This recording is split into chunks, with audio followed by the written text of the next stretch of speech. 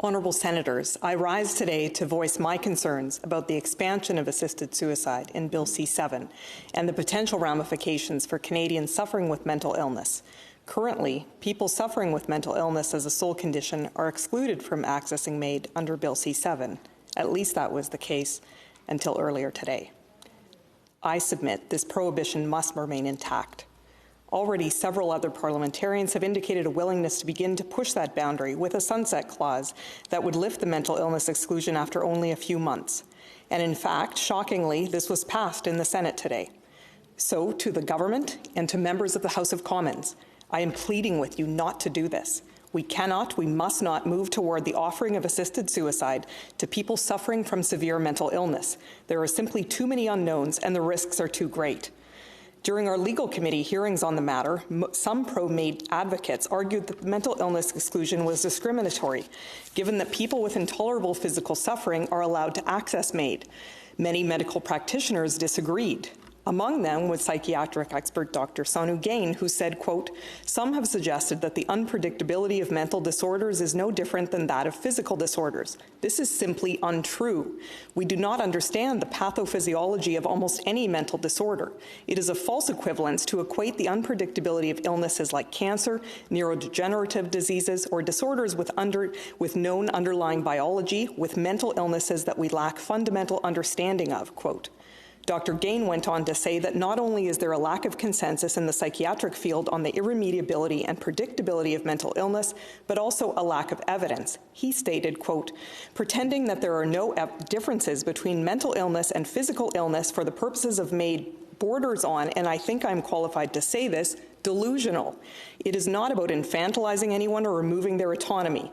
People themselves wish to continue living when they improve. It is about avoiding discrimination by ensuring we don't set evidence-free policy, exposing our loved ones to arbitrary assessments with no standards that can lead to their premature deaths," quote. I also wanted to clarify one issue we encountered during the Legal Committee's study of Bill C-7. When I asked our former colleague, Honourable Serge Joyal, what mental illnesses he considered irremediable, he paraphrased CAMH witness Dr. Tarek Raji as having told the committee that, quote, 30% of people with mental illness would be in a situation which could be cured, 30% would be in between where they might be cured but we don't know, and 30% of people we know can't be cured, those are irremediable, quote. That is in fact incorrect. Dr. Raji had said something quite different. Dr. Raji actually said, in reference to mental illnesses, quote, 30% of people go into remission, 30% stay the same, and 30% get worse, quote. Obviously, just because a mental illness gets worse does not mean it is irremediable. There are many people whose mental illness gets worse, but then thankfully gets considerably better. The total lack of consensus on the irremediability of mental illness is not a matter that will be resolved within a matter of months, even where a sunset clause is proposed for 18 months. The Council of Canadian Academies, drawing together the top experts in the fields of law and medicine, could not find any consensus on this issue in 18 months. Several medical experts at our legal committee spoke to the fluctuating nature of mental illness and warned against extending assisted dying for that reason. Dr. Harvey Chochnov testified before our legal committee that suicidality had a tendency to waver, stating, quote, "This idea that someone makes up their mind today and it is steadfast, the data does not bear that out," quote. Dr. Scott Kim agreed. He said, quote, "Legalizing psychiatric MAID in Canada would significantly risk wrongly ending the lives of many patients who are not competent and or who would have changed their minds about MAID with time and treatment and maybe regained a will to live," quote. Clearly, approving psychiatric patients with intolerable emotional suffering for assisted suicide runs an unacceptable risk of ending a life in error or prematurely. Dr. Mark Sinor noted the irony that if the mental illness exclusion were to be removed, quote, "it will result in a large number of premature deaths, the outcome of which the original Carter ruling was explicitly rendered to prevent," quote. Our legal committee heard the moving testimony of Mark Hennick, a mental health advocate who has experienced both treatment-resistant depression and attempted suicide. I asked Mark if he thought he would have taken advantage of assisted suicide during his darkest moments of depression if MAID had been available to those solely with mental illness at the time.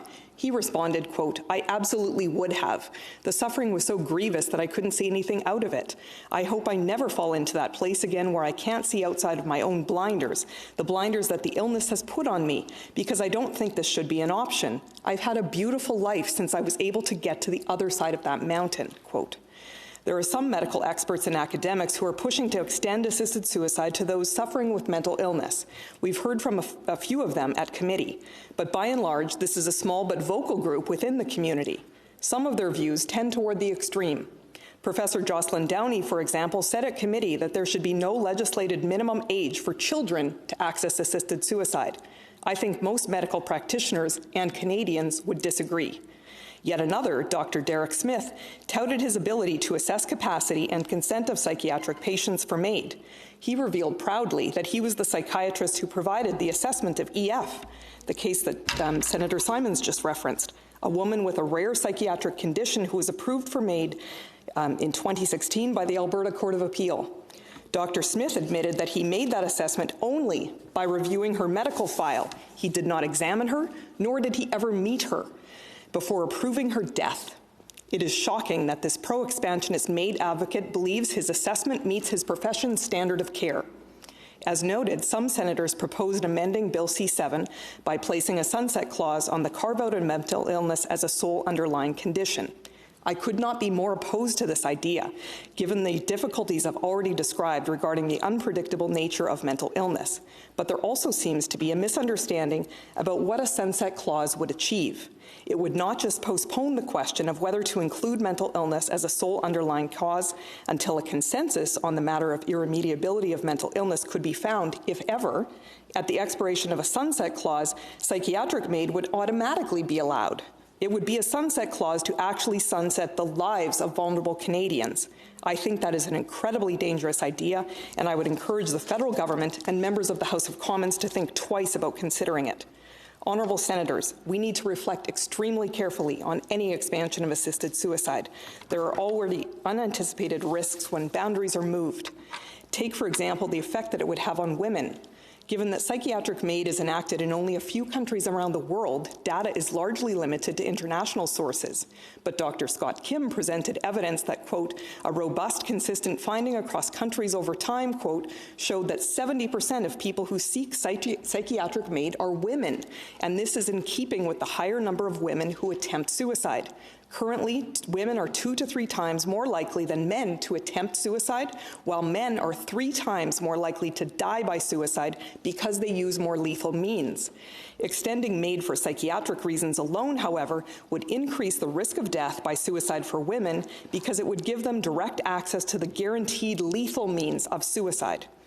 What message does expanding MAID to include mental illness send to society at large, to the medical community, and especially to the vulnerable people who struggle with mental illness? To them it says, there is no hope for you. It says, give up. It's just not worth it anymore. This flies in the face of everything we know about suicide prevention, and it thwarts any medical standard of care to keep a suicidal patient safe. It normalizes suicide, and given the current branding of medical assistance in dying as a peaceful and beautiful and empowering choice to a person in emotional distress, it might even seem a more attractive alternative than the exhausting struggle to find a successful treatment. Allowing people with mental illness to access assisted suicide will change the relationship of trust between patient and physician. If you are suicidal with intolerable psychological suffering and your psychiatrist tells you that there is no longer any hope for you and that assisted suicide is a quote-unquote rational option, what reason do you have to hope that things will get better for you? A suicidal person already wants nothing more than for their emotional pain to end, and now their doctor has just given them a fail-safe way to make that happen.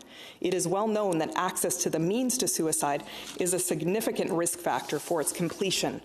Fellow parliamentarians, there are no do-overs with the final act of assisted suicide. There is no room here for mistakes. If there is any chance we are allowing the premature termination of the life of someone who suffers from mental illness rather than providing them with the opportunity to find a treatment that works, we have failed them as legislators.